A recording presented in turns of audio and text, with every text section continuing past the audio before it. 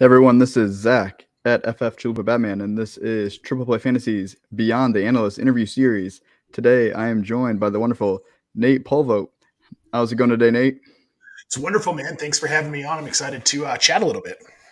I appreciate you coming on. So, for those of you who don't know Nate, he is the senior digital media editor for In Between Media, feature dynasty writer for Fantasy Pros, and writer for Trophy Smack. There's some awesome teams you work for.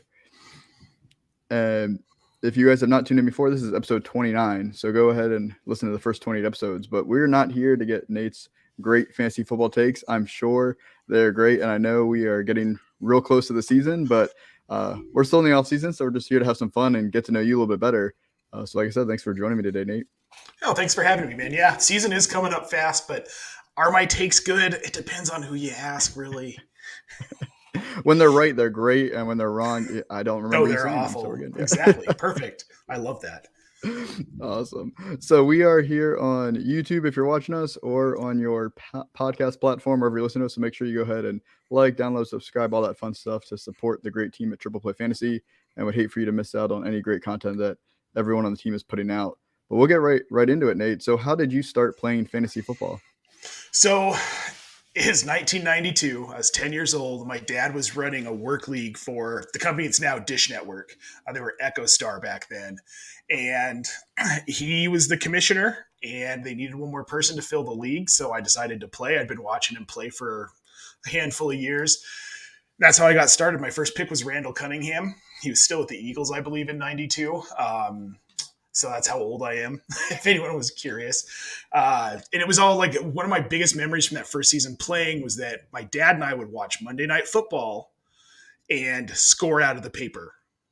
Pencil and paper. Everybody had written up their lineups. We had to go through, calculate all the points, add in the Monday night points the next day. It was a whole thing. It was a whole ritual. So that's kind of how I got started playing.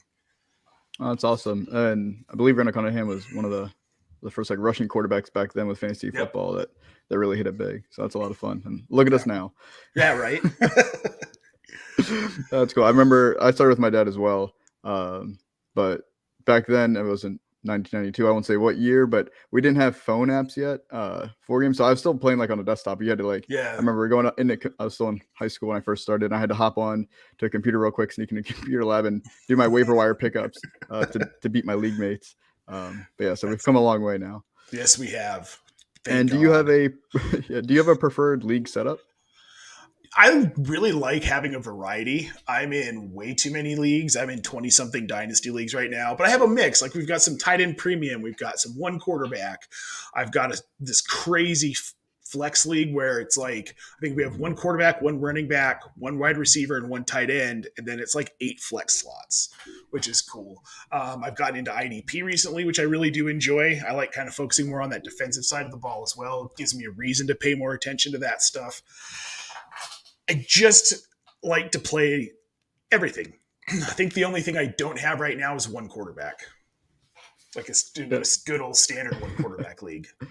No, that's fun. That's the great thing about fantasy is you can try out so many different styles of league, see what you like, what you don't like, and like I said, just have fun with a variety. Yeah. And then I noticed this offseason you did this big offensive line project. So what inspired you to create an offensive line projections and rankings? So Pat Fitzmaurice from Fantasy Pros inspired me by asking me if it was a project I would like to handle. It was something that they were looking to do. I was fairly ambitious this offseason, trying to get as much content from them as I could, as many assignments as I could. And when he brought this to me, I really couldn't say no. He gave me a million outs because it's a pretty daunting task.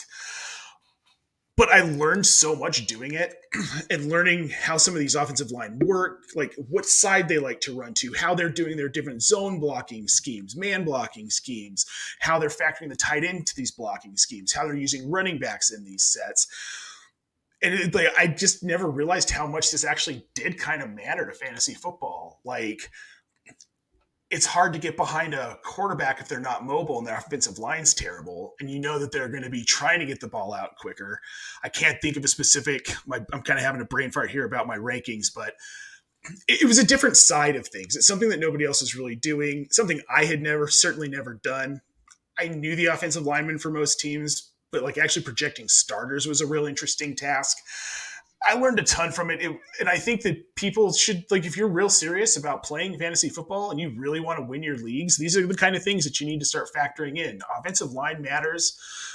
Fantasy Pros is actually going to have an offensive line versus defensive line matchup article in season every week, which I think you should definitely take advantage of, checking that kind of stuff out. It's not just about the skill players, it's about the whole team at the end of the day. No, it's really interesting. It kind of reminds me of the wide receiver cornerback matchups that we've talked about for the last few years as well, but looking at a different side of the ball that really does impact the passing game as well as the running game. Do you feel like you learned a lot from that where it kind of affected how you felt about certain players? You don't have to really go into like specific players, but did you change your mind on some players as you were researching their offensive lines? I did. I did. And as we get closer to the season, I'm going to be updating them here probably in like 2 weeks. That's going to change the way I perceive some stuff too. These lines have already changed from my projections. We've had injuries. Tampa Bay lost their center, which was a big piece of their offensive line. And just like when you lose a veteran like that, that's going to affect how the whole offensive line plays. And you're going to have to factor that in to see who they replace them with. So, and I throughout the season, I think my opinions are going to change on players as these things change. Sure. And I think something like this kind of project will really impact people as they start getting into more of that all 22 fantasy league that just started because offensive line matters in that league. Yes, absolutely. That's awesome. Yeah, it was really cool to look into that. And like you said, it does impact so much. So it's really interesting to see really how some teams are set up well. Some teams Right. you're very concerned for. Concerned for and wondering why they had opportunities to do things and they didn't do them. It's a very interesting endeavor. Yes. And if you aren't working on fantasy content, what are you doing for fun? Not working on fantasy content. I don't know what. We're binge watching a show, chasing Jackson around. He's starting kindergarten in a week, which is just mind blowing. Hiking if we can, if the weather's nice enough. But I mean, seriously, a lot of our life is based around football, so we don't do a whole ton outside of it, honestly. Nothing wrong with that. So I know this is an evergreen show, so anybody could be watching anytime. But do you have any shows you've recently binged that you would recommend? Yes. So there's this show on Netflix called Maggie. It's only one season so far, but it is so good. We watched the entire season in 2 days, and then 3 days later, rewatched the entire season again. So that one's been great. There's one we've been watching. I can't think of the name of it. Oh, Please Like Me on Netflix as well. It's been pretty hilarious. I think it's like 5, 6 seasons. It's an Australian show. It's hilarious. I'll add those to my list because I have not seen either of those yet. They're good. They're worth it. Yeah, I watch too much TV. That's awesome. So you've been in the space for a good bit, and there's a lot of new content creators or people thinking about starting in the fantasy space. Do you have any advice for those content creators as they first start out? Yeah. So the biggest thing you've got to do is don't be afraid to network with people. When I started actually getting out there, putting myself out there, talking to people, asking questions, getting to know people, interacting with people who I thought there's no way this person would talk to me, but all of a sudden here I am in a conversation with them. Networking, that's the biggest thing you can do. And put out as much content as you can. The more you write, the more you podcast, the more you do live streams, TikToks, whatever it is you want to do, the more you do it, the better you're going to get at it, the more polished you're going to get. When I started writing almost exactly 2 years ago for In Between, I honestly don't think I'd written anything long form since my senior year of high school.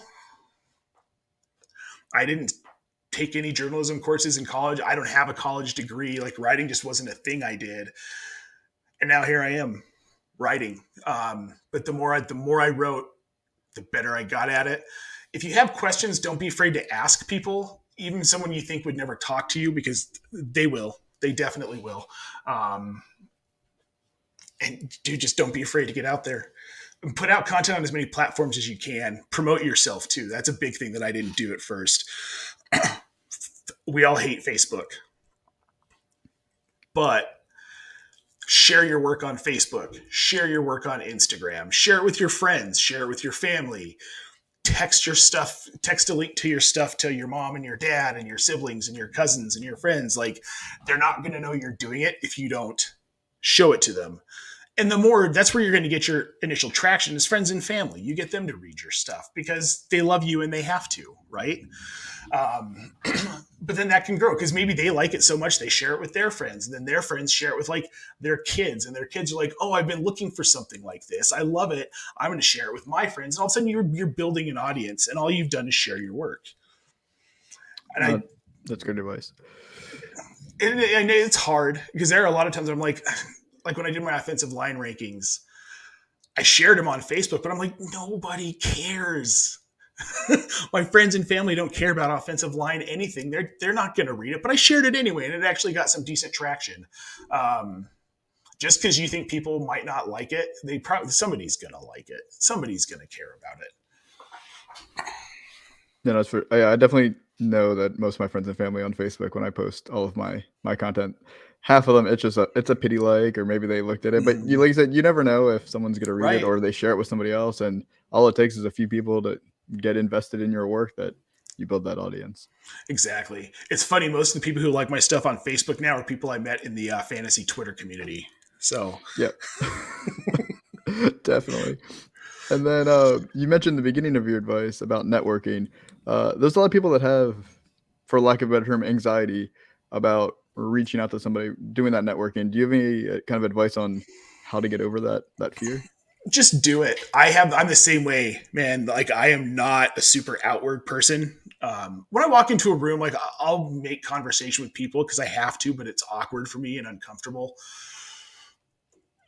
Take a deep breath, write out what you want to say in like a Google Doc before you send it to the person.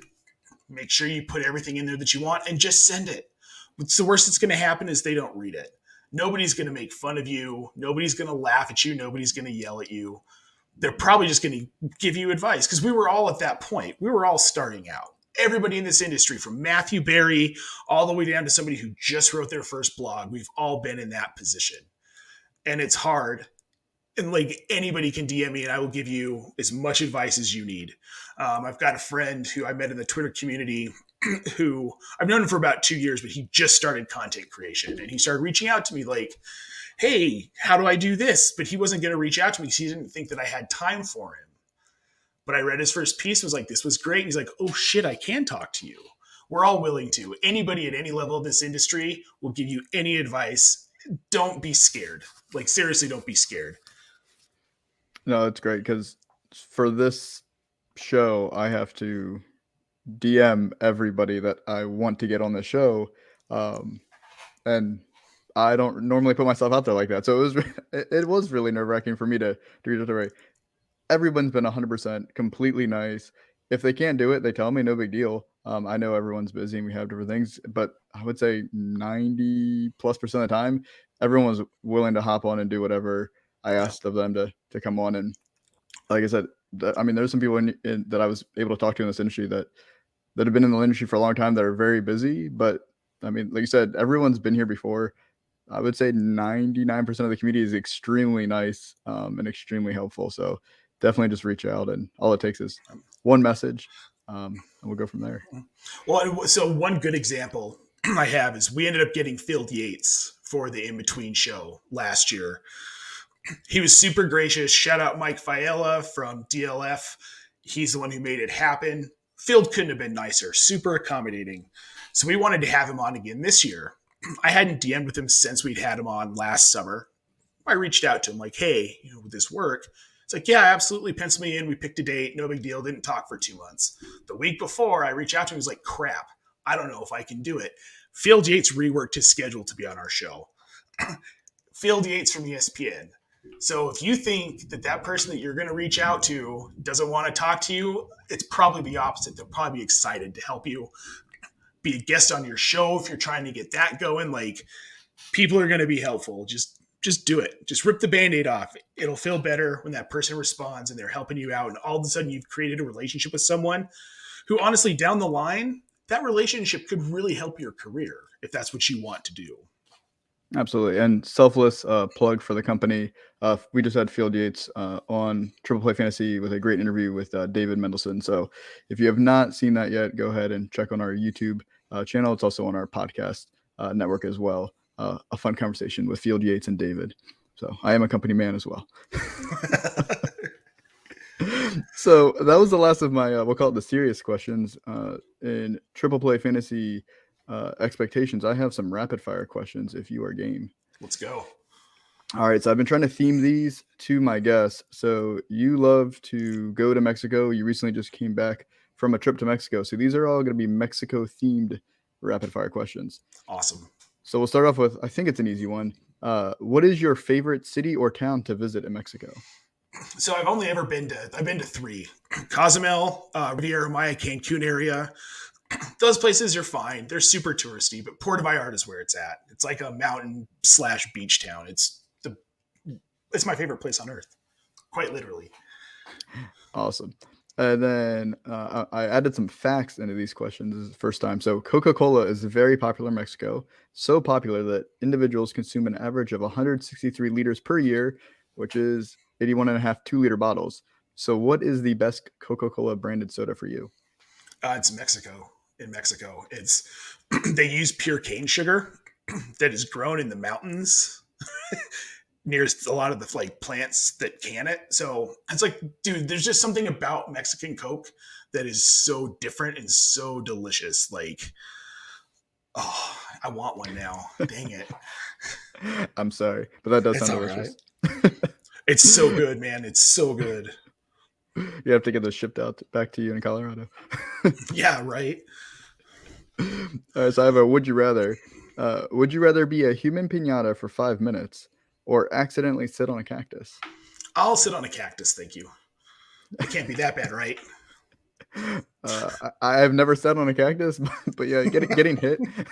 Yeah, repeatedly. Yeah, no. Yeah.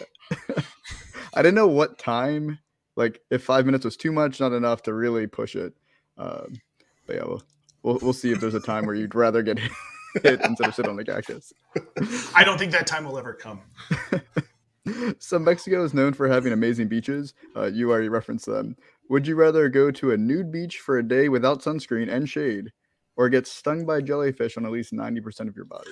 Dude, I'm taking the jellyfish sting, man. I burn so bad. I would probably be blistered on my entire body if you made me do that. Yeah, that's a tough one, but yeah. Yeah, I mean they're both awful. I'm sorry to do that to you. But we'll end on a positive one. Which is better, guacamole or Mexican street corn?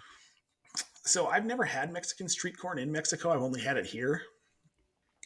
But either way, guacamole, because guacamole is just bomb. I don't know anybody who doesn't like guacamole. I definitely know a few people, but I don't understand it. I'm not trying to judge, but yeah, guacamole is delicious. You don't need that kind of negativity in your life, man. Come on. I didn't say I hang out with them all the time. Yeah, it's interesting because the guacamole in Mexico is different. It's just basically avocado, lime, and salt. They don't do like the tomatoes, the onions. Occasionally they'll toss jalapenos in it, but it's just like almost like pure guacamole in it. It's pure avocado, and it's so good. Yeah, see, when I make my own, it literally just avocado, little lime juice, salt, and maybe a little cilantro. Try throwing in a little bit of mayonnaise. Makes it creamy, just like a little spoonful. We do that for Jackson for his to get him to eat it, and he still does. Give that a try. I got TV recommendations. I got recipe recommendations. This is great. Hey, now I was a chef for 12 years, so I've got lots of recipe recommendations. I will have to hit you up after the show for some more recommendations. Anytime. That's awesome. But that was the last of my rapid fire questions. I think you did very well. I know some of them were tough with the human piñata. And right, like pain. Yeah. It's the best way to go with the would you rather. Yeah, oh no, definitely. But I want to thank you for taking the time to join me and letting us all get to know you a little bit better. Can you please let everyone know where they can find you and all of your fantastic content? Yep. So you can find me at Nate Polvogt on Twitter. You can find my work at IBT_media on Twitter, in-betweenmedia.com. You'll find me kicking around Fantasy Pros with my offensive line rankings this season, as well as I will have a weekly with Trophy Smack. It's not analysis, it's just going to be funny, which I'm looking forward to. Some satire writing just for fun, no research. And you can find me also coming off the edge every Thursday at 10 p.m. Eastern on our YouTube channel, at Edge Off Chaos on Twitter. That's just a fun one with some friends. Some analysis, some laughing, some joking, some shenanigans, some chaos. That's about it. That's awesome. Well, as you guys were watching or listening, this is Triple Play Fantasy. Like I said from the top, make sure you go ahead, like, subscribe, follow, all that fun stuff. Great way to support the team. We have so much content coming out right now. It's not just football. We're Triple Play Fantasy. So we got baseball, basketball. We even talk about movies, food, all of it. So make sure you guys go ahead and hit that subscribe button. Thanks again, Nate, and everyone out there. Have a great one until the next episode. Thanks for having me.